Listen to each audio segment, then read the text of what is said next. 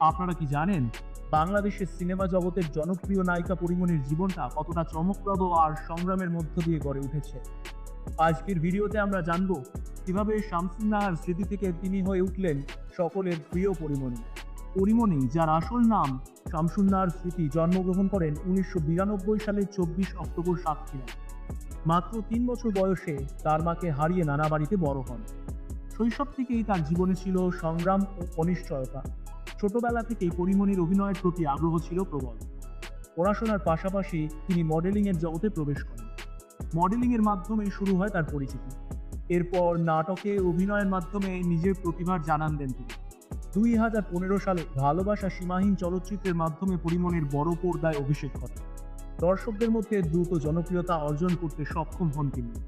এরপর একে একে রক্ত, স্বপ্নজাল, বিশ্বসুন্দরী সহ বেশ কিছু জনপ্রিয় ছবিতে অভিনয় করে নিজের অবস্থান শক্তিশালী করেন। তার অভিনয়ের স্বাভাবিক দক্ষতা এবং মিষ্টি অভিব্যক্তি তাকে শীর্ষস্থানীয় অভিনেত্রীদের তালিকা নিয়ে আসে। ব্যক্তিগত জীবনে পরীমনি বেশ কয়েকবার বিয়ে করেছেন। তার বর্তমান স্বামী অভিনেতা শরীফুল রাজ।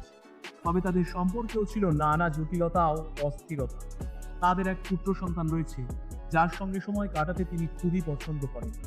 বর্তমানে তাদের মধ্যে বিচ্ছেদ ঘটেছে এবং পরীমনি তার সন্তান পূর্ণ ও মেয়ে প্রিয়মকে নিয়ে বেশিরভাগ সময় কাটাচ্ছেন। 2021 সালে পরীমনি বড় এক বিতর্কের মধ্যে পড়েন যখন তিনি মাদক মামলায় গ্রেপ্তার হন। এই ঘটনা তাকে মানসিক ও সামাজিকভাবে বেশ আঘাত দেয়, কিন্তু তিনি সেই দুঃসময় কাটিয়ে ওঠার চেষ্টা করেন এবং নতুন উদ্যমে তার কাজ শুরু করেন। 2025 সালের ফেব্রুয়ারিতে পরীমনি নতুন চলচ্চিত্র গোলাপে চুক্তিবদ্ধ হয়েছেন, যেখানে তিনি রূপা চরিত্রে অভিনয় করছেন। এই ছবিতে তার বিপরীতে কাজ করছেন চিত্রনায়ক নীরব। এটি তাদের একসঙ্গে প্রথম কাজ নয়। এর আগে তারা রক্ত এবং অ্যাডভেঞ্চারক সুন্দরবন চলচ্চিত্রে একসঙ্গে কাজ করেছেন। ছবিটি পরিচালনা করছেন তরুণ পরিচালক রাশিদ পলাশ।